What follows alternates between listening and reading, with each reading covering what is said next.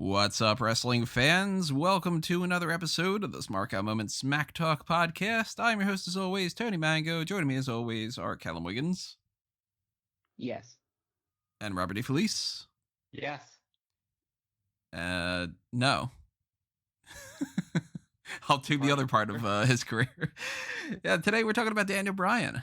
And we are doing this as another edition of Going Over, which is our general discussion type of a thing. We don't have any kind of gimmicks going on. There's no list structure. There's no debates about anything in particular that we have to settle on. This is just a chat about a particular topic. And this one revolves around Daniel Bryan because he just had a situation where he was banished from SmackDown after losing to Roman Reigns. And turns out his contract with WWE has expired. So now we're all wondering, what the hell's going on? That's basically what we're talking about here. So we invite you to speculate with us and drop a comment below. Tell us your thoughts on what you think is going to happen with Daniel Bryan's career and what his next move is going to be, and your thoughts on our thoughts and everything else that we are going to be talking about here. So, of course, on YouTube is the best way to drop those comments. And while you're over there, hit that like button, hit the applause button, hit the share button, hit that subscribe button if you haven't done that already. Ring that notification bell, hit the join button if you want to be a part of that membership side of things. That is the same thing as the Patreon. If you go to patreon.com/smarkoutmoment, you will see all the different tiers that we have up there. $1 can make a big difference. It goes a long way in helping us boost up the morale. It also helps with just paying for things to keep going forward and to make sure that I've got the time to be able to do things and to give you more content and better content and all the other things that go along with that. So take advantage of that. Send us some spare change. Give us whatever it is that you want to be a part of, whatever tiers. Because if you want access to the Darkcasts, then do the Darkcast tier. If you want to take advantage of the Pick Your Poison tier, where you can request something in particular and make sure that we do that particular topic or that gimmick or whatever it might be, that's up there if you want to take advantage of that too. And obviously do the same thing for the other thing on the A Mango Tree branches. We've got the Fanboys Anonymous network over on fanboysanonymous.com, where you can check out the movie, TV show, comic book, video game, geek culture type of stuff that we have over on that channel. Obviously subscribe to that one, do all that kind of stuff. Pretty soon I'm going to have some other things going on that, but we've just recently done a few other things. We did the Mortal Kombat podcast. We've got the running series of A Review to a Kill, which is the James Bond breakdown of every single movie. We've recorded all the way up through GoldenEye, and the next one that's coming out, I think, is The Living Daylights, if I remember correctly. So check that out. And just kind of show some support all over the place here. Check out the TeePublic and Redbubble shops as well. There you go. I got done like all my plugs. And I'll mention some other stuff a little bit later on about some other things here and there. But let's just dive into this a little bit. I don't think this is going to be one of our, 3-hour-long podcasts where we're going to dive super deep into each scenario because we don't have a lot of the information, of course. That's just kind of one of those things that we're going to have to find out as other people find out. But we can speculate and we can talk about what we want and what we think is going to happen and everything. So generally speaking, the first question I think that we kind of have to address just before we move on to some of the other even more fanciful, that's a fucking word, fantastical and fancy mixing together. Is, do you think he's going to stay with WWE or do you think he's going to go elsewhere? Just generally speaking, those two kind of answers before we speculate if he goes elsewhere, how he's going to do in WWE, all that stuff. Stay in or leaving? Where are you guys going? I think he's staying. He's been very open about wanting to stay and also wanting to be able to be like the first person who can work WWE and just work everywhere. So like he has the desire for both. But I do think he's gonna stay because of just the security, even though I'm sure for the first time in a while that there's money, there's money elsewhere, so maybe he doesn't have to stay. But I'm going to play it safe and say he stays. I think he stays because he hasn't given me any reason to believe otherwise. None whatsoever? No, because he's had opportunities to do it before and he hasn't. He's always re-signed with the company eventually. I don't know whether it's to do with the relationship with the Bellas. Obviously married to Brie, and they have strong relationships with WWE. Maybe it's just, like Rob says, maybe it's just the added security of being there. But there's really no reason, if Daniel Bryan really wants to leave WWE and explore other avenues, he would have done it already. Now, but correct me if I'm wrong. The last time he signed was 2018, wasn't it? Yeah, so I imagine the last time he probably signed a contract was just before they cleared him to recompete again. Maybe slightly after that. But as far as the attitude that I'm taking towards this is, if he was that desperate to work beforehand, he would have gone. I know it's the idea that WWE offered him other avenues, and there wasn't an AEW. We'll get onto that side of things as well. But if you're Daniel Bryan and you were once the top guy of WWE, at least for a short period of time, and you're a god on the independent circuit, you could have made more than enough money to survive, like outside of WWE, even at a time where the independent circuit wasn't as big of a deal. He could have gone to New Japan. He could have gone to basically anywhere, and he would have made tons of money. The fact that he didn't doesn't give me any confidence to suggest that I'm in the mindset as I'll believe it when I see it. If he actually wants to work other places, he actually wants to fulfill any of the things that he talks about constantly during the things, or he will just, I don't say turn tail, because at the end of the day it's his decision one way or the other. But it's just it just feels like it's an easy option for him to re-sign with WWE, or just to stay on there in some sort of part-time basis. So, grand scheme of things, I think he stays, but I think it's probably the hardest decision that he's made outside of when he wanted to just, like, you know what, if you're not gonna let me wrestle, then I'm gonna go elsewhere and wrestle anyway. I think that this time around he does have a lot of options that are a little bit more financially secure as well. Plus, just the level of something like an AEW is significantly higher at this point than it would have been if he would have wrestled for Ring of Honor a couple years ago. I think that might be really, really enticing to have that big match against all these other people from everything. And the more that people do this kind of the forbidden door being open kind of a thing, the more enticing it is to be like, look, you don't have to sign like an exclusive deal with an AEW or an MLW or New Japan or whatever. If they are all working together and WWE is the only one that isn't, then you're stuck where you are in WWE. And if he thinks that this is his last run, he might just be like, you know what? It's now or never. I think we'll never really know what would have happened last time, because even though Callum is right, he could have probably been one of the few people to make a killing on the indies. The fact is, he was under contract, and they did miraculously decide to clear him right as the contract was coming up, and he was being very open about, I'm gonna go fight Bullet Club. You know, he was just saying it on social media, so we'll never really know.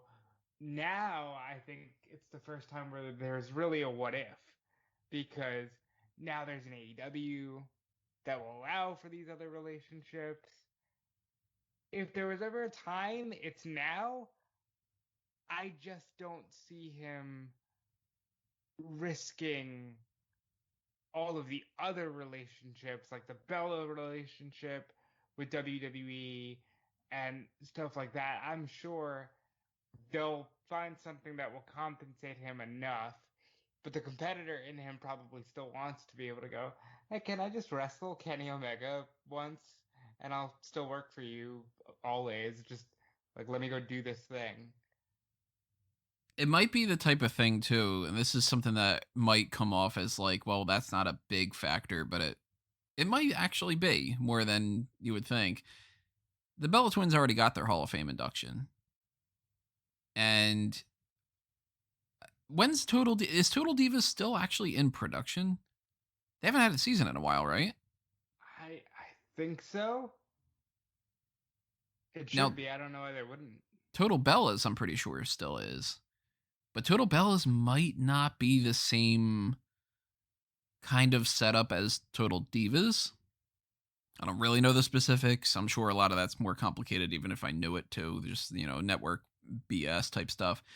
But maybe Total Bellas isn't necessarily like a WWE kind of thing. And they might be able to keep doing what they're doing just without WWE, because they're probably not going to be cleared anytime soon.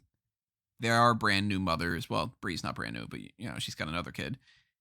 And if Bryan's able to get a good enough deal from an AEW where he can go and do some matches here and there with New Japan, he can do some matches here and there with, whatever it might be, I think that there's actually like a good chance that he ends up leaving. And he just kind of goes like, well, WWE will welcome me back at some point, I'm sure. Yeah, like just takes like a 6-month to a year contract and just, Mm-hmm.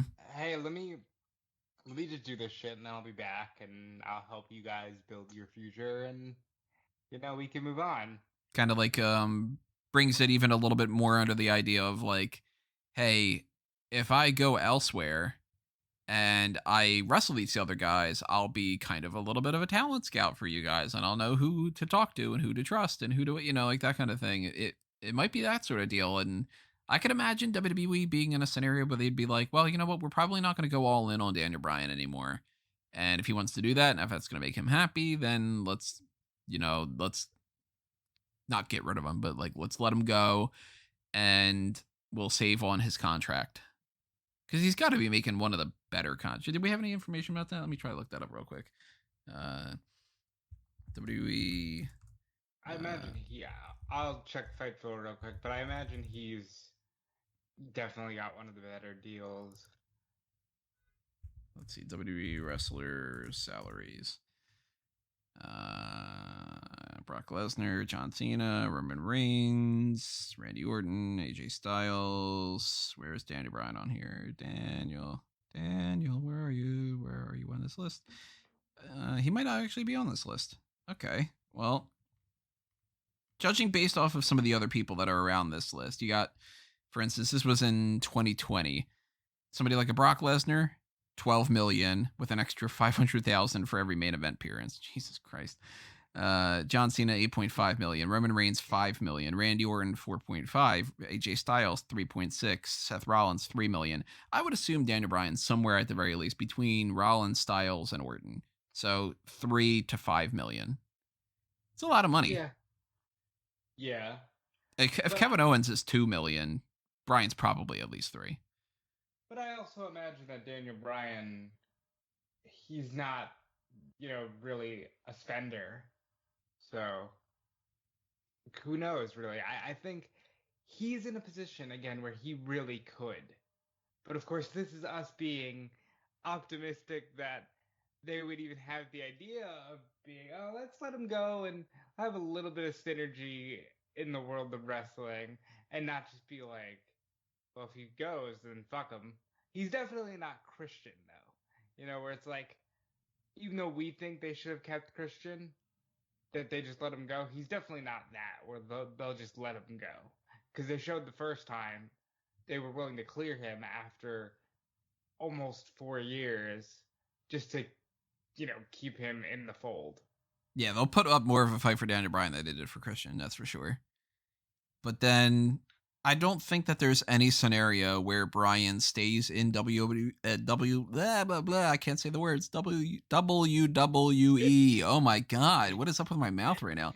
In WWE and also wrestles elsewhere. I can't imagine WWE ever lets him appear on other programming, even if he's just on a creative role in WWE. I can't imagine that they ever let him wrestle elsewhere. Because then it'd be like, well, that's your guy wrestling in another place, I think it's going to be all or nothing. Either you stay with us and you can't go elsewhere, and you could stay with us as a creative person and or a wrestler, or you go elsewhere.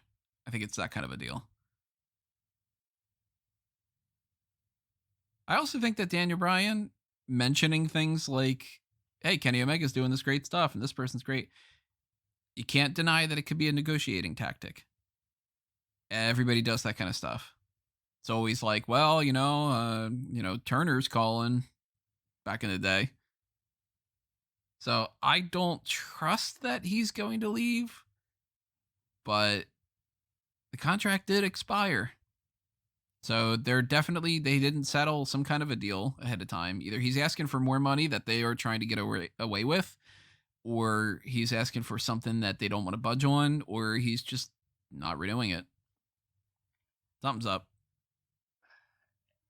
I was wrong on Christian. I didn't think that they would take Christian, and even like a guy like Sting, which makes you go, oh well, he had no real stock in WWE. But even when they took all Sting's merchandise down and put it, like I just didn't think that. I didn't think much into it. Now I look at it like, well, let me check shop to see if his merch is still up. Let me check, like he's not even in the top SmackDown superstars. They were smart enough to move him quickly from at least the graphics on their featured section. But he does still have the merch up. So it's not like a Christian thing or a Sting thing where everything's gone just yet. So the merch that's on the website now, that's not taken down? No, it's not, but looking at it, they do have very minimal items, which for a guy like Daniel Bryan, you would assume that they have all of his shirts that were over there and stuff like that. They only have his latest shirt in a shirt and a hoodie. They've got a fat head, like hey, look, it's a Daniel Bryan cutout that you stick on your wall. They've got his custom titles, the custom side plates for the title, and Daniel Bryan stuffed bear. Daniel Bryan stuffed bear? Yeah. Why is there a stuffed bear? Because that was that gimmick that he was doing on Saturday Morning Slam for a long time about how he talking about bear hugs and how he wants to wrestle a bear and all that other stuff. Stu Hart wrestled bear. That was a great time.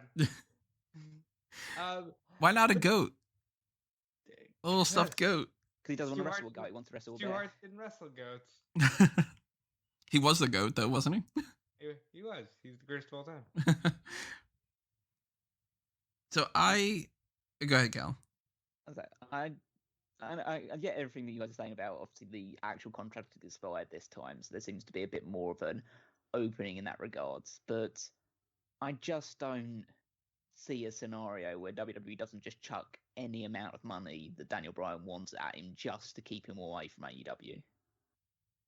I know they say something. Okay, we'll give you this amount of money to never sign with AEW, but if you basically promise to us you're never going to sign for AEW and you're just going to work every other place, then fine, go. They will do. I think that I get the mindset that they will do everything in their power to keep him from going to AEW, but they won't. They don't care about anywhere else. Yeah, I can't imagine that they're concerned with like MLW, especially with the idea that they're apparently like some kind of a relationship with them at this point. I don't know exactly what, but maybe that's a different topic to talk about, or actually it could be a part of this. I don't know. But fundamentally, Bryan doesn't care about titles.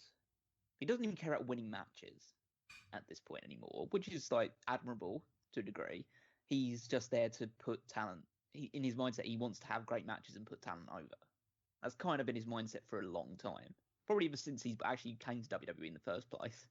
Maybe like after winning the world title, basically that was his mindset probably from that moment onwards. Like, okay, I've won the world title, now I can just spend the rest of my career putting people over and having great matches. I imagine that once he got the WrestleMania win, he was good. Yes. What else do you really need outside of that?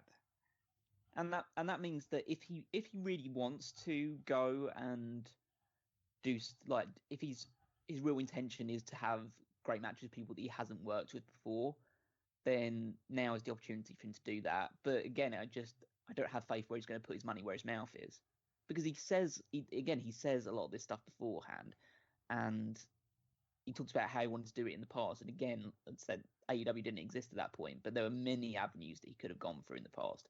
And Daniel Bryan is not your average guy who leaves WWE. And just will float around the indies for a little while before coming back around that time. Like, he's a star. He's a mega. He can be a megastar for any promotion. So they would have paid like Ring of Honor would have paid ridiculous amounts of money for him to appear on, to give him like a 1-year contract or anything on those lines back in 2017, 2018. Yeah, because he's the type of guy that turns the tide for a company. Exactly. And I think that maybe not to a huge degree, but he would do that to AEW as well. If AEW got him, that's AEW on a huge trajectory upwards. Jericho's great, and he is a WrestleMania main eventer. But Daniel Bryan is one of like the few guys that was right up there with Cena. He's one of the few guys that kind of helped keep WWE in the spotlight it's a domino effect, essentially. It's like Jericho is the first, was the first really big WWE name that went over to there. Then it's Moxley. Now, if Bryan was to join him with it, it's basically a sign saying, okay, this company, at least from the outside looking in, is at the same level as WWE. Because this guy was at the WrestleMania main event. That's another point, actually, yeah. He wrestled in the final match of this year's WrestleMania, and then he'll go. And then if he goes to AEW, what does that kind of say? What sort of message does that send across? So this guy, who is one of, at least by again the outside perspective, one of the top 5 stars in the company, because obviously it was a 2-night WrestleMania, 2 main events. So this guy was positioned as one of the top 5 superstars in your entire company, and then he goes over to the other side. Just again, it's just a perspective of people that are more just, I don't want to say casual, but are more just looking at both shows. You can't really tell as much a discernible difference between the two now with that stuff going on. Like I said, it's kind of the closest thing you get to a holy shit, Diesel's on Nitro, because here's a guy who just headlined the last pay-per-view with Michaels, and now he's here. And I didn't even think about WrestleMania. I was thinking about, just coming off the SmackDown main event last week with Roman, but yeah, he was in the final match at WrestleMania and the pay-per-view before that too. So Bryan would really be a big move. Now that I say that out loud, I can't see them ever letting Daniel Bryan go. But then again, though, they might, if he saved up enough of his money, and if he's making, $3 million on his last contract, and like Bree's got her stuff going on and whatever, he might just be like, look, I don't care about the money. Yep, I think that money doesn't come into the equation in this. Obviously, if he does move to any other company, he'll want to get paid his due, and obviously he's worth enough to do that, and I'm sure people will be willing to pay that amount. But and WWE could just chuck tons of money to him. I can imagine if he is being paid, let's say around about 3 million at this point, or somewhere there and thereabouts, I think they would happily knock it up to about 6 to keep him from going to AEW. Especially because they've freed up a bit of capital to do that with some. Right, we'll give you all of their money, just don't go. Yeah, we'll give you your paycheck and Samoa Joe's on top of it, but that's that's. So like we're not that committed to keeping Eva. Yeah, but then it's just the mindset, or just the approach. Well, I'm just trying to think of a way of putting it. Money shouldn't come into his mindset, because if he wants to do this thing, then he shouldn't care about money. Yeah. In that regard, it's just if he really cares about getting like as much money as possible between now and the end of his career, he should bait WWE out for as much as possible and get as much as he can out of them for it. And I wouldn't have any problem with him doing that. If he doesn't care and he really just wants to just work as many places as possible and do as much as possible, if he wants to work as many places as possible, he shouldn't sign with AEW. Unless he's some weird ass deal, Yeah, I know they do have sort of things where there's people like Omega and Jericho and other people, and I'm sure they would afford him that kind of deal, but he's still kind of quote unquote locked into AEW. Yeah.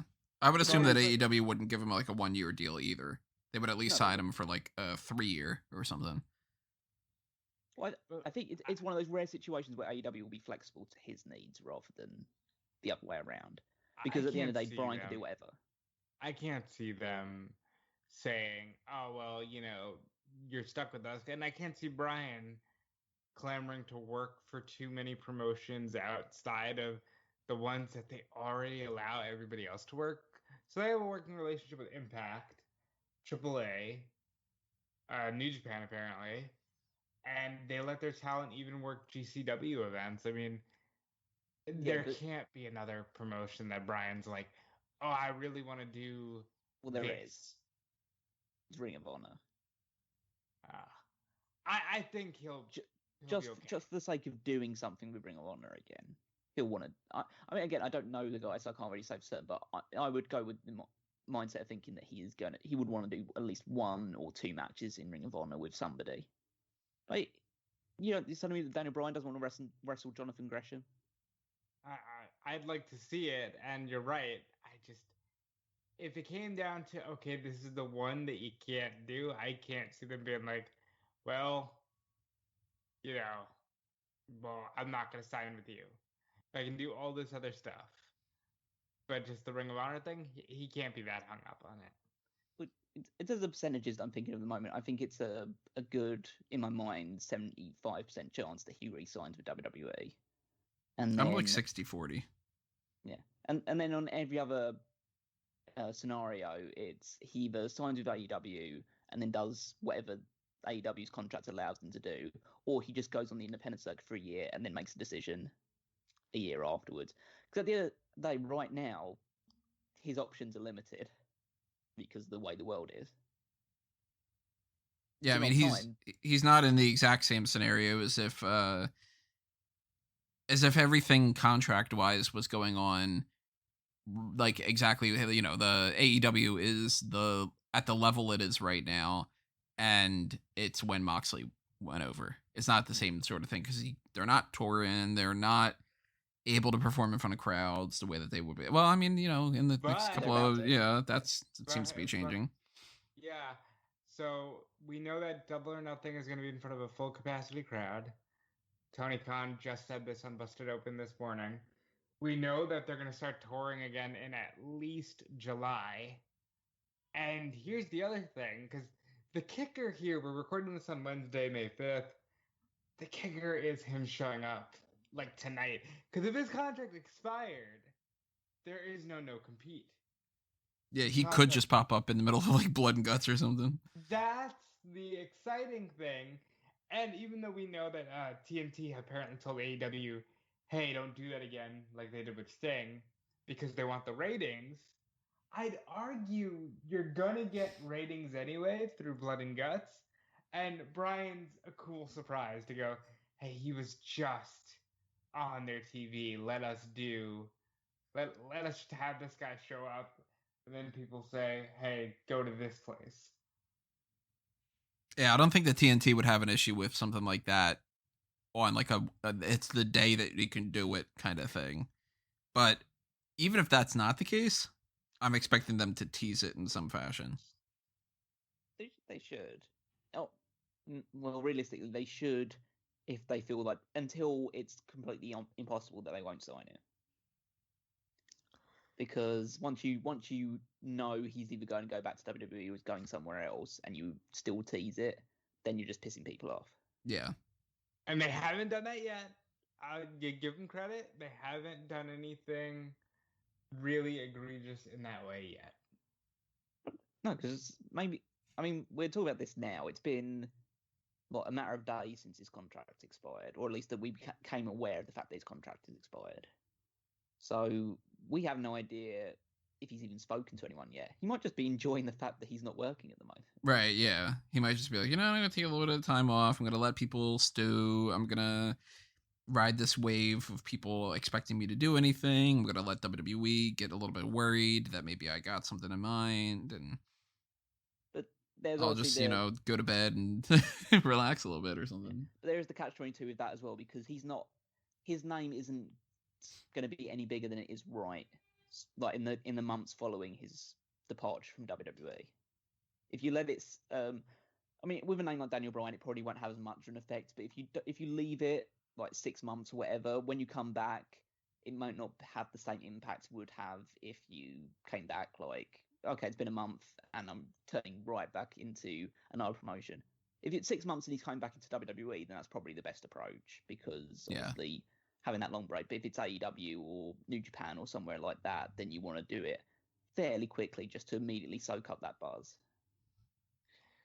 I mean, it definitely it adds intrigue. I want to read this update from PWI that says PWInsider.com has been told internally that he has been officially removed from the company's roster.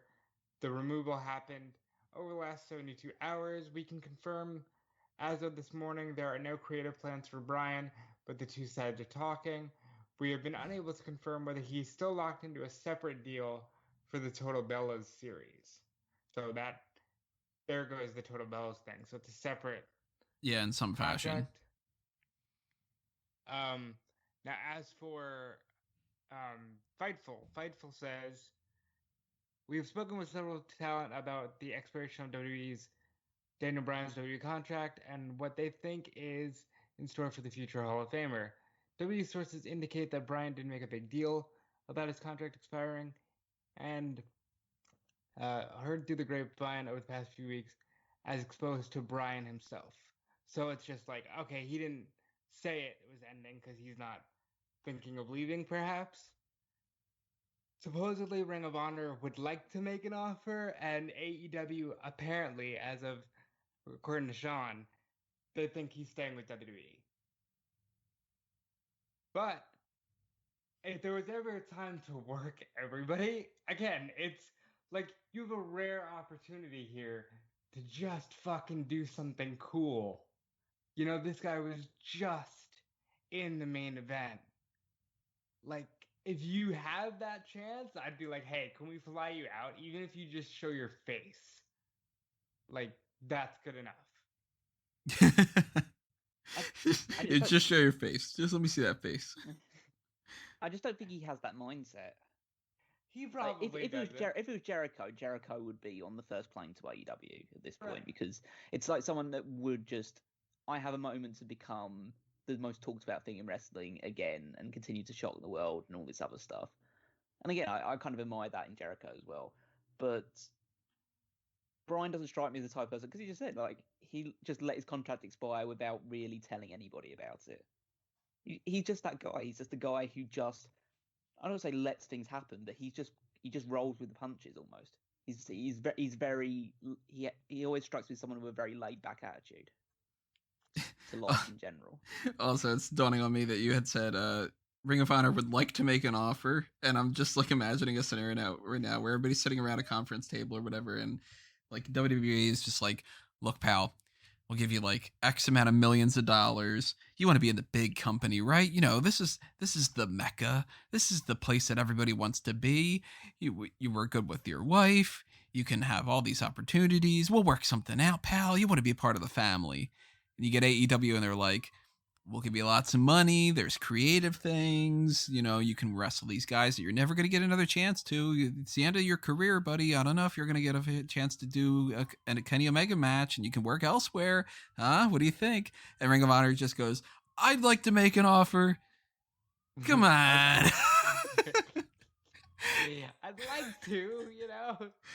I'd like to make an offer, and everybody turns around and looks, and they just go, I'm just going to sit right back down. I like our range, but that is very funny. It's just a stupid siren in the background. Sorry, everybody. It reminded me of the Simpsons thing of God, what's the phrase exactly? It's I would like to say a few words, or if I could say a few words, I'd be a better public speaker. Ah, my God, I can't talk today. I'm ruining a joke. You're not a good public speaker today. Oh my God, I'm not.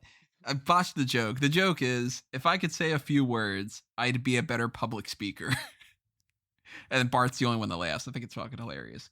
It'd be a lot funny if I could fucking say the words, right? Anyway, let's talk about the idea of him staying with WWE. If he does, what's the enticement other than financial security?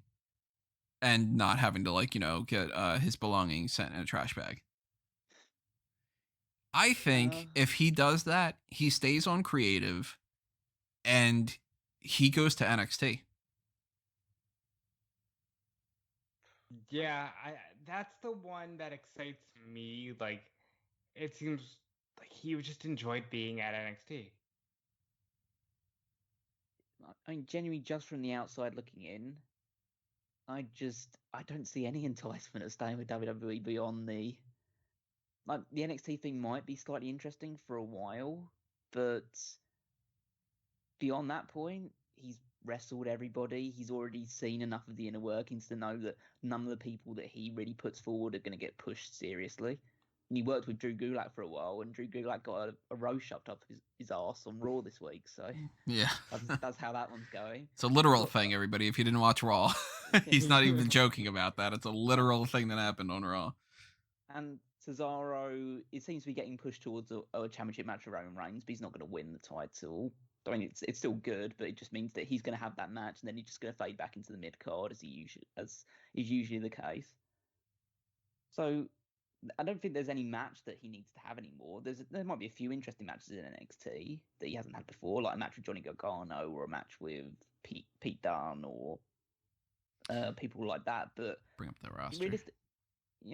But realistically, like how enticing is that to work these guys in the NXT/WWE house style that he's worked for the last 10 years plus? I would assume if he is interested in that, and if they let him do that, the main draws are just going alphabetically. Adam Cole. Already wrestled him. Oh, that's right. They did do that match. That's true. Totally forgot about that. Yeah. Skip by a couple of these other people because I don't think that he's like, really high up on his list is Asher Hale, who just recently popped up, but it might be. I don't know. Brian Kendrick's not really wrestling right now. Cameron Grimes. I would assume that he would want to have a match with Johnny Gargano, probably maybe Karrion Kross, maybe not necessarily, kind of depends. Maybe Pete Dunne. Well, not maybe Pete Dunne, definitely Pete Dunne. Tommaso Ciampa, Timothy Thatcher, Roderick Strong, Kyle O'Reilly. Yeah, I totally forgot that I passed by him. Kushida. Yeah, he probably won't have a match with Kushida, yeah. Santos, probably. Santos Escobar. Would have been Velveteen Dream a little while ago, but that's not necessarily the case. I don't think anyone wants to touch him anymore. And that's kind of it already. I mean, unless you count like NXT UK and you could say like a match with Walter and, so on and so forth. But that's not necessarily a guarantee. When's Ilya Dragunov going to come over? It is the fact that there are a lot of good wrestlers in NXT, obviously, and they would have some fun matches with Daniel Bryan, but it's still basically the same thing. Yeah. Just slightly different people in a slightly worse arena in front of very little fans. And I guess it'd be more... See, in my mind, it's just a case of, okay, I get to wrestle a few people that I haven't wrestled before, and I'll exhaust all of that in a year, and then what? Yeah, you get through that after... Maybe you stretch it out to 2 years. But if he signs a 5-year deal, you got 3 more years left on that. And now you're 5 years deep into what you consider to be the last run of your career. Yeah.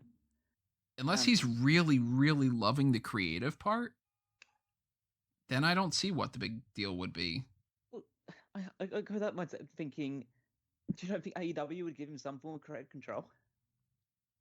Well, I mean, if... They would probably give him creative control over his stuff, but not other people's necessarily. Well, then, no, I'm pretty sure they listen to anybody. I think there's a pretty open environment there. Yeah, they'd listen for sure. Like, I mean, Jericho's talked about how he's got a little bit of a creative role too right now, and he's like meeting with them to, tell them not to have the same character, do the same kind of things over and over. Like, they definitely would listen and everything. I just can't imagine they'd bring him on as like, one of the head writers or something. But does Daniel Bryan have creative control in WWE? Because everything is Vince. Sure, you could always make that argument. Daniel Bryan believing that he'll make more of a difference, right? Like, he'll be the guy stopping them from making some worse decisions by bringing up the indie things that they wouldn't be doing, Yeah, like I can see him thinking, oh, this is a way for me to get that money, occasionally wrestle, and, maybe help a biggie along the way.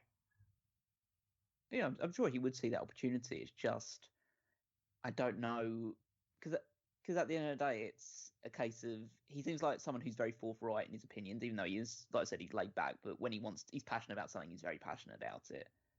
I can see him, if he does become a more permanent member of the creative team, really pissing Vince off.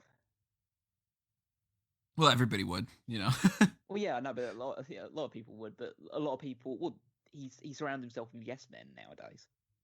And He's Bryan, the leader of the yes movement. Yeah, but I think he'll end up saying no quite a lot in a WWE creative capacity. I mean, again, maybe he feels like he can make the biggest change and the biggest impacts behind the scenes in WWE, because God knows that's the place that needs the most of a revolution, as it were. But that revolution is not going to happen until the guy at the very top of the table is gone. So I can see an argument being made where he's like, I'm going to go because if I go, even if I don't wrestle that much, maybe it'll shake things up to where WWE has to do something. But again, like we're trying to get inside the minds of people we don't know the situation of, and we're also being very optimistic and thinking that they would even have these kinds of thoughts of like, yeah, if I was Daniel Bryan, I would say, let me go, because me going to AEW will force WWE to get better. Because if I go to AEW, maybe more people will watch. And if AEW can crack Raw's number, then they'll have to do something. Like, there's no getting around that. If they can crack Raw's number, which this week was 1.8, they'll have to do something. They'll do something by having the McMahons pop up and go, remember how we apologized and said things would change and we didn't change? Well, here's a couple people from NXT. You fucking happy? That kind of thing. We're going to bury them in a couple weeks just to prove you guys are wrong. I am curious, though, because I don't know if I'm missing an argument here or whatever, but Callum, on your side of things, you're saying you don't think that Bryan is going to be super deep into the creative thing, that money's not going to be an issue. Why do you think he's going to stay? Because I think he's boring.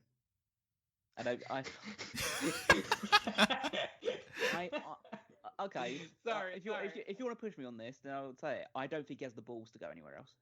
Okay, well, I mean, that's a legitimate thing too, because safety is something that. No, it's not even about safety. I think that he doesn't. I feel like he would.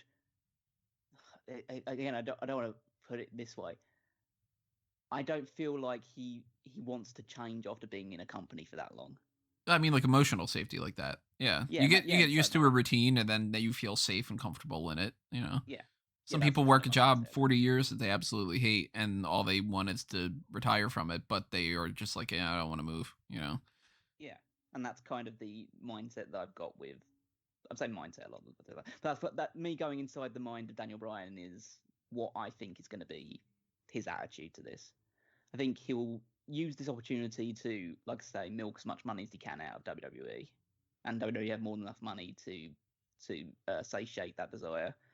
And then he'll just sign, he'll do the stuff that he wants to do. I don't think he'll go to NXT. He'll just go back to the main roster and just continue to have pointless feuds with people that he's already had matches with for years on end. Probably never win the world title again unless they get desperate. So, it's funny. And you've got to, obviously, there's the reality that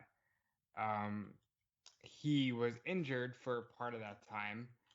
But he's technically been a WWE employee longer than he was ever on the independents. Because he was maybe on the independents for 9 years, and he's been a WWE roster member for 11. So he is at that point where, even though we constantly see him as this outside guy, he's been with WWE longer than anything. Yeah, and that's why I just don't feel like he's. Because let's look at the most recent example, someone like Christian. Christian did leave WWE. Like, at a time when he was even in his prime, to go somewhere else and prove them wrong, and then went back, and then left again. So him leaving again is not a big surprise because he's done it before.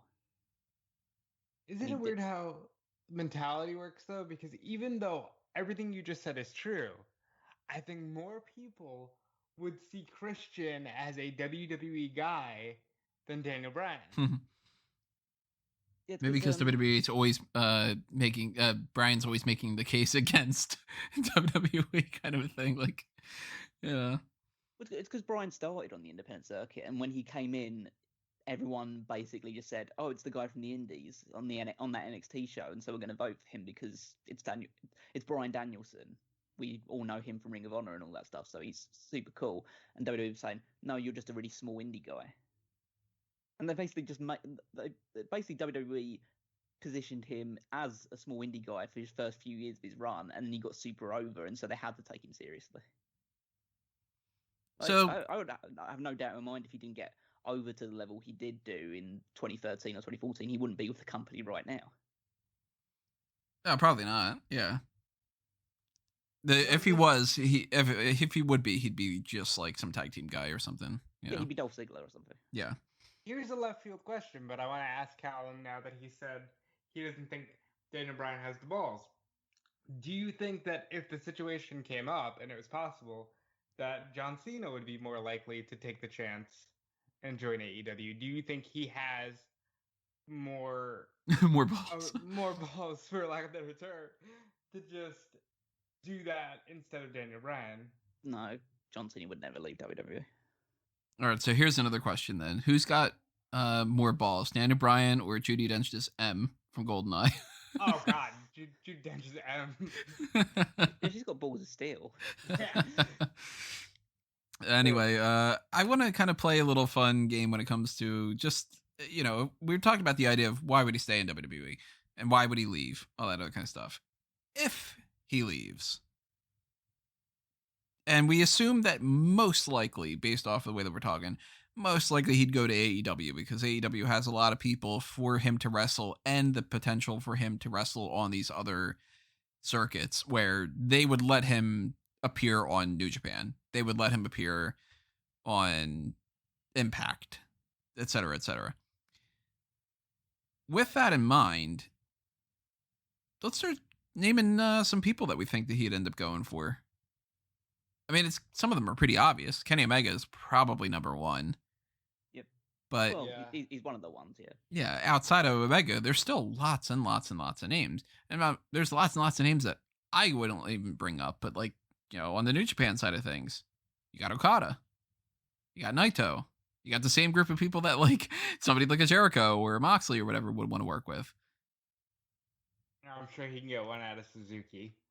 Yeah. Yeah, he'd probably want Suzuki. He'd want Ibushi at some point. Mm-hmm. Sabre Juniors would be, I'd imagine, quite high on his list. Ospreay. Ospreay was world champion right now, so yeah, he would go after him at some point.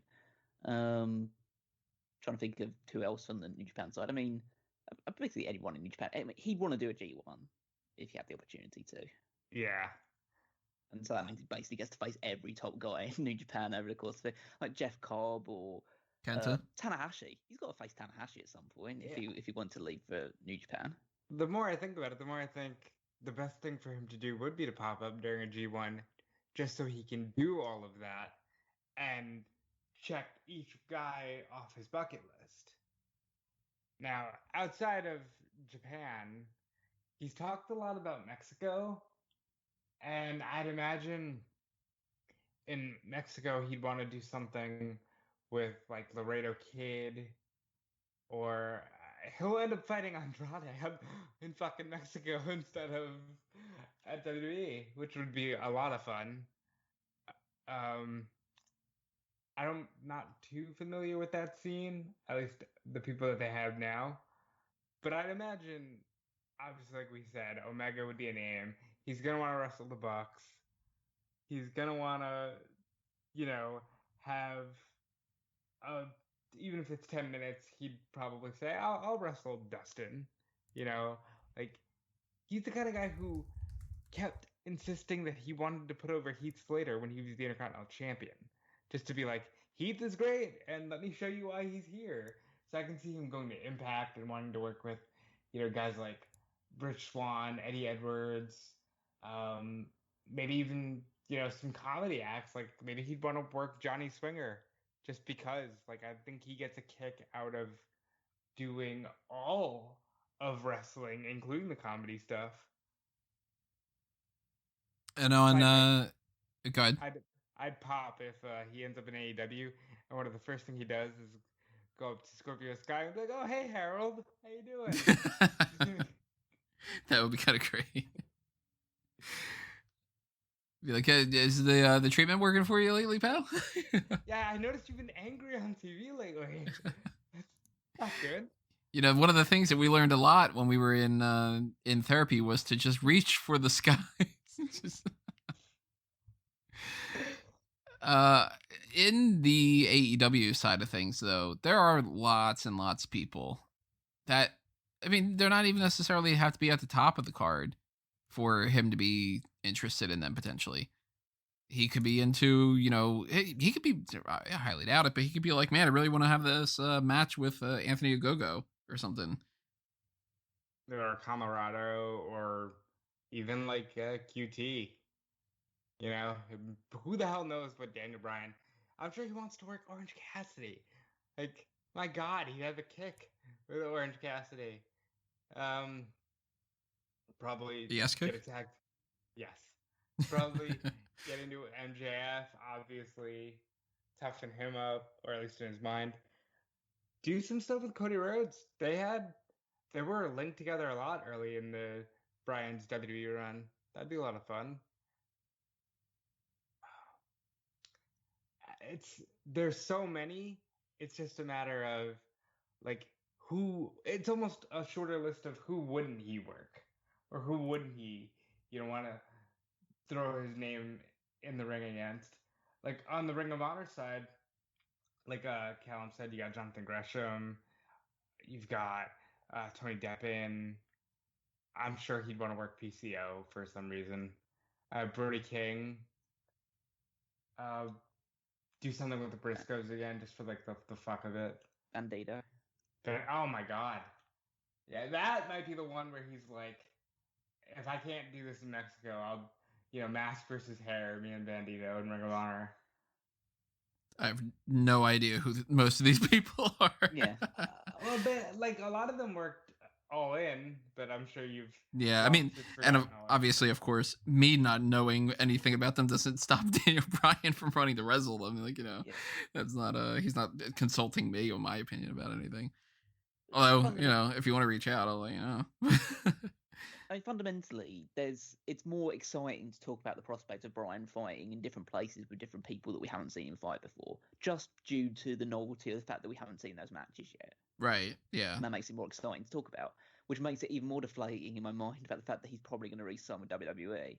Because even though he can go to NXT and work with all those guys, it doesn't feel the same. It doesn't have the same vibe and excitement to it as the idea of him popping up on Dynamite, or him popping up in New Japan, or in Ring of Honor, or Mexico, or wherever. At a Bloodsport for GCW, like, my God, Daniel Bryan would love to do Bloodsport. Daniel Bryan, Davey Way Smith for MLW or Bloodsport or anywhere, really. My God, that match is so great. Callum's right the more I think about it, where you just go, oh, fuck, if he stays at WWE, he goes to NXT. Okay, so he can do the Pete Dunne match. That would be great. He can do, Finn Balor, because they never did that. He can do Adam Cole, even though they had that match. You can maybe work a program with him. But, like, you get to a certain point of, okay, and if he goes back to Raw, Sheamus again? Like, yeah, you have the one match with with Bobby Lashley, and Bobby Lashley taps him out, and then it's almost the same angle as Roman of, you're a little guy, and I'm gonna show you why I'm so dominant. Right. It's just the situation of wrestling right now is just, there are so many possibilities and so many avenues that you can go down, where you can try different things. Like let's say AEW is there now and it's a prominent promotion now. Have all the opportunities in Mexico. You have New Japan if you want to go over there, and hopefully when things start to open up a little bit more, it becomes more accessible. You've got New Japan Strong if you want to stay in America and do stuff over there instead. You've got you have got stuff like Bloodsport and a few of the other independent stuff, which is doing interesting things. You've got MLW that are kind of like this, who might even have a working relationship with WWE soon. So if he really wants to go away but not really go away, then there could be a place for him there. There's a huge window of opportunity in all those places, and then it just makes it feel even more. That's why I'm part of the reason why I'm so convinced he's staying with WWE is because I don't want to get my hopes up, because it's just the concept. If he stays WWE, it's so deflating. It's just like you have all that possibility out there, and if you really don't care about money, you really want to go to have all these great matches, and you want to really shake things up or make a statement by moving on, and you decide to stay with the company that just let go of a load of people and gave their belongings away in trash bags, then it's just like, fuck you, dude. At that point, I just go to Danny Bryan, just go, yeah, I literally don't, like, you might have some good matches, but I just don't care about anything else that you do with the company anymore, because it just feels like a waste of your final run. I'll say that he's talked a big game about wanting to do more outside of WWE, that you do kind of get that sense of, well, listen, pal, You got an shut up or shut up. opportunity, and You know, yeah. like, you're either gonna shit or get out the pot here, Daniel. Like, let's do something fun. And again, more than anything, I think the wrestling business needs this. You know, even if Daniel Bryan doesn't think he's that over, because like that's the thing. He was putting over so many people recently, and you're just like, dude, you're like the closest thing we had to Austin for a while. Like, would you acknowledge that you're a star so we can have a little bit of that star power? Because like even when he got in the main event of Mania, he kept going, well, they didn't need me, but I helped the story. Like the story was more interesting. And it's like, fuck, you're one of the top guys. Just act like it. I know that he's humble and it is admirable, but damn, if he understood how big he really is, I think we'd have more fun. Well, then he'd be like kind of like what we're talking about when it comes to Jericho. Then he would be willing to play that kind of game and be like, hey, don't let me go. I'm this type of guy, and you don't want to see me go to the other company, but I will, and then I'll make a big deal and make a big splash, and it'll be a big thing, you know? Whereas with the way that he is right now, it seems like, I don't know, I mean, the impression that I get is that a good portion of this is going to come down to, is he valuing fun, or is he valuing comfort and stability? And you almost could like, unless he's a ridiculous spender, which I can't imagine him being. Right. You can have both here, man. Like, I hope that we're not all just working ourselves up here, and we probably are. Like, we're also not stupid. We know how the world works, but it would be so much fun if like he's on Dynamite tonight, or he just pops up somewhere. Like, that'd be so much fun. That's kind of like the best case scenario as far as just like pure wrestling fan having like a, oh my god, kind of a moment, is he pops up on Dynamite tonight. I don't think it's happening. Even if he comes over to AEW, or he doesn't sign with WWE and he just kind of does like whatever in the meantime, I don't think that it's happening. But that is the coolest scenario. And it's a lot cooler and a lot something that they would bring up a lot more often than even like the Lex Luger, or, you know, probably not as much as Razor, but no, but it'd be the modern equivalent. Yeah. The only other thing that would be bigger is Brock Lesnar or CM Punk. And I might even say that at this point, CM Punk just sort of feels like, oh, cool, he finally did something. Whereas, like, a guy like Bryan, fresh off the TV, a guy like Brock, who will always be top star, you know, I don't know, man. Bryan's in a really cool spot, and I think like this conversation has made me realize more than anything that even more than Bryan versus Omega, which would be great, and I think they should pivot to right away if it happened. I just kind of want to see the moment, because wrestling is devoid of moments. Nothing matters anymore. For God's sake, the WWE title match opened WrestleMania. As much as WWE likes to say, "Oh, what a cool moment," Sasha and Bianca headlined. Yeah, but is it really going to be something that you know lives on as like this, and it ushered in a new era, and it like we are so devoid of all of that, and I want to see something cool happen. Yeah. Like, Yeah, there's no denying the idea that the coolest thing to happen will happen is Daniel Bryan going somewhere else. It doesn't necessarily have to be AEW, but just go somewhere else. And in a wrestling landscape where you're kind of devoid of cool moments like that, like moments that you can literally look at and say, okay, that's a game changer right there. Just we do need something like that. I just don't have any faith that Bryan's going to follow through on it.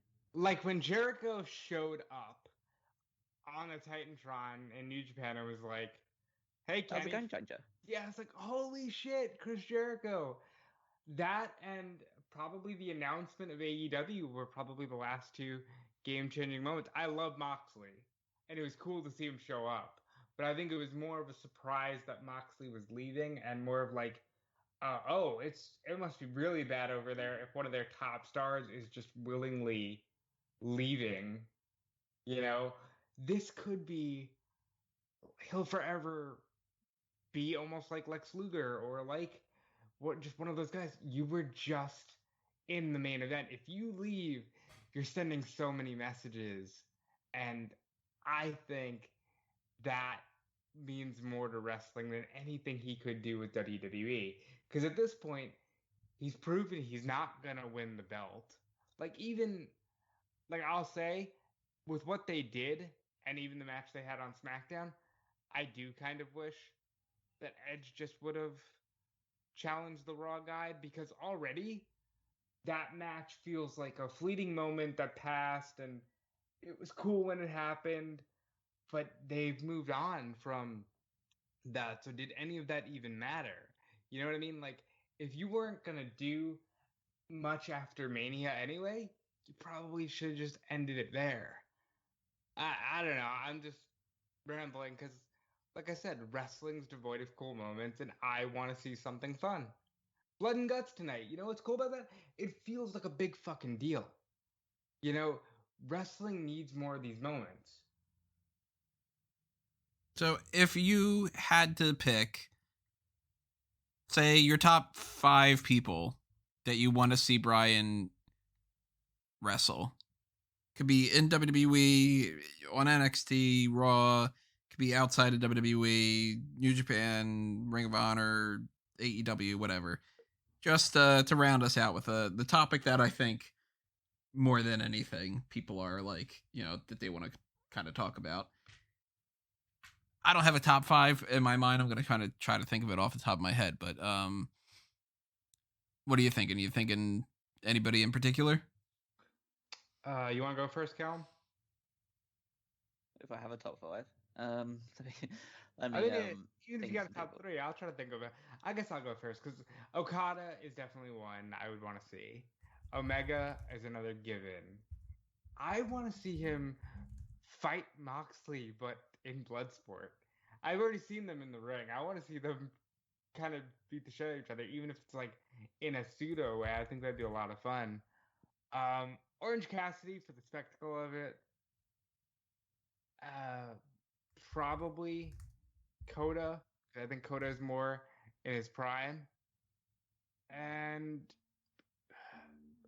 just because the one thing I would want if he does stay in WWE, and that's Pete Dunne. Or, you know what? I take that. Scratch Pete Dunne. Put him against Walter. I want to see, if you're not going to go, give me the best possible match you can. I'm going to say that's Walter. I'm writing up like way more than 5 and trying to narrow them down right now. Well, I'm just going with like 5 that close ahead, and I'm trying to avoid ones that Rob's kind of mentioned just to add a bit of variety to it. But in my mind, I'm thinking Zack Sabre Jr. Definitely. I think that would be awesome. So I'd put Jonathan Gresham in that list I think that he's the best technical wrestler, one of the best technical wrestlers in the world right now, and so him and Bryan would have do some cool stuff together. If you hop on over to AEW, I'd say Phoenix is one of them, just because Phoenix is having the best match of basically everybody's career right now. So why not put him with Daniel Bryan and see what they can do together? I'd put MJF because I think there's a great story to be told there, because Bryan will get the best out of him, both on the mic and in the ring. I think that would be excellent. And then the fifth one, I'm thinking, I had a name in my head. I'm just trying to remember where I had it placed. Impact could be interesting because Pac's great. But oh yeah, this is the one, left field one, Jungle Boy. He was on the list that I was writing up. Yeah, because he would put Jungle Boy over so huge. See, that's the one match, because you know how JR is always on commentary that he needs that one big win. Not in JR on commentary, him on commentary, and Dave Meltzer on like the Observer saying like, "Oh, Jungle Boy needs to get that big win at some point." It's just like that's the guy that would give him that big win, because Bryan would say, "I'm just gonna lay down in the ring if you want me to just get you over and stuff like that, but we're just gonna have the best match of your career, and you're gonna get super over off the back of it." Yeah, some of the people that I had on my list: Omega, Orange Cassidy, Jungle Boy, MJF, Pete Dunne, Johnny Gargano, Tommaso Ciampa. Also, Ricky Starks, I think. Fuck yeah. Would be really good. Yeah, that'd be great. It's very low on the list compared to some of the other ones. Like, obviously, people are going to pick like Okada over this guy and so on and so forth. But I would really like to see what he could do with John Silver. Oh, yeah. Oh, he would. Johnny Hunger, yeah. He'd have some fun with it. We haven't even mentioned Adam Page as well. Yeah, Adam Page. I mean, there's an almost endless supply of great performers in any company that he could be working with. Few people who I think could have fun with the Dark Order and really rally that group of lovable losers up to like, no, you need to, go out there. I knew Brody Lee. I got him when he was going to quit. I brought him back that one time. You could do so much with just Daniel Bryan and the Dark Order. Again, it's one of those, my God, just do this because it's better for the business overall. And if you really want to see wrestling succeed, just do it. I mean, he can literally do the storyline he wanted to do in Japan anyway and fight the Bullet Club, because the Bullet Club, as he was going to fight them, had basically reformed in AEW, And again, I love Hangman Page. If they got Bryan, I'd be like, pivot. And maybe even pivot right off the bat, just because this guy's hot is the huge thing, like you could do so much. Just to name a few more names, I'd like to see him work Sami Callihan. I know Tony's said in the past, like, he's one of those guys that you don't get, but yeah, just don't get it. I think he could have a lot of fun with Sami. I think, Eric Young, when he's healthy again, there's got to be some tag matches in there too. I don't know who Bryan would team with, but yeah. By the way, well, we don't know the situation because obviously he quit in storyline, but Roderick Strong's another name that's on the alumni list. If Roderick Strong wanted to go places, I just thought of that because I know Bryan and Strong have teamed in the past. You've got so many potential matches. Bryan and anybody against the Young Bucks. Bryan and anybody against Guerrillas of Destiny. Hey, you know who that anybody could be? Who's that? Samoa Joe. Bryan and Samoa Joe. Scrap everything Ring of Honor is doing right now. Bryan and Joe, Ring of Honor World Title, headline final battle. I mean, good Lord. So I guess we're going to find out when we find out, and we're either going to be really like, that's it? Oh, well, okay. Or we're going to be like, oh, shit. And then, I don't know, then we can do a follow-up podcast. Obviously it'll be a part of the hot tags if that ends up being the case. I'll throw this last thing out there just because Callum said Joe. Chris Hero, also healthy, also just sitting, waiting for the world to kind of clear up to get back to wrestling. Those are three top names of the independent scene. Yes, they're not in their prime, but I'd argue that they are all smarter now and they can all still go and provide great matches. If we're The talking world, in a couple months or whatever about the stable of Roderick Strong, Samoa Joe, Daniel Bryan, Chris Hero, and CM Punk, then that'll be crazy. worth saying again, Punk, I think his most recent quote on wrestling is, "Yeah, I'll do something. It's just got to be good and fun." And worthwhile, Yeah, he's kind of like us, Tony. Good things are good, fun things are fun, and I kind of hope that Bryan has the balls to do this. Yeah, it's a very interesting time for one of the best people that could possibly be in the pro wrestling business. So we keep our eyes open on that one. And as I said, anything that happens, if we get a chance to address it on the hot tags, we'll address it on the hot tags. Obviously, we can't do that if it doesn't happen until the hot tags. But if we get something else going down the line, we might come back to this and do some kind of like a superstar scores. We might do something along the lines of like a wrestling is 2020. Maybe we do like a top rope list of, we have to decide on who we want him to feud with if he ends up going to a particular company or whatever it might be. I don't know. We'll see. But that, at least for right now, is kind of where we're standing for this Daniel Bryan issue that we have absolutely no say whatsoever over, in case he wants to know what we think about the situation. So we want to know what you have to say about the situation. Drop those comments below. Tell us your thoughts on what's going on and what you think's going to happen, and the ideas that we've got, your top 5 list of who you'd like to see, that kind of thing. I'm going to continue on my ability to not talk correctly. Oh my god. Jesus. Air down the wrong pipe. Tony choked up about the idea of Daniel Bryan going elsewhere. So yeah, any other thoughts you guys want to say? Any plugs you want to toss out there? Baton's over on your end. I'll toss out some plugs here because regardless of what happens tonight on Dynamite, I'll be covering it with Sean Ross Sapp over on Fightful's YouTube channel, where he, myself, and Alex Pulowski will break down all of Blood and Guts. Follow me on Twitter at DudeFelice. Check out everything we've got going on here, Fanboys, Fightful, WrestleZone, Fightful Select, and thank you for all your support. And now I'm going to toss it over to Cal Muggins. Yeah, again, nothing super fresh on my end in terms of plugs, but if you want to go back in time, as per usual, to check out the just the years of like 2001, 2002, 2003, if that's kind of the era of your zenith of your wrestling fandom, then me and Rob have gone back to those years in 2001 on Wrestling Odyssey and the Paul Heyman SmackDown podcast. So you can check those out in the Smart Cat Moment archives. Check out smartcatmoment.com. All the articles on there. The power rankings is my weekly contribution, but make sure you're browsing all the rest of the stuff on there as well. Follow me on Twitter at Wikemeister14, and stay tuned for potentially other stuff in the pipeline.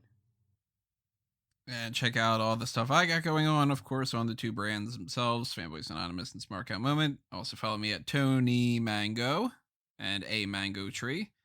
And check out whatever else is going to be popping up next. I don't know exactly. It'll either be the hot tags, or it'll be another episode of A Review to a Kill, or I don't know. We'll see. If you're clicking around, you'll find out too. So hopefully you enjoy that. Hopefully you enjoyed this, and we want to thank you again for checking us out and listening to us. But this has been another Smark Out moment, and we're being counted out.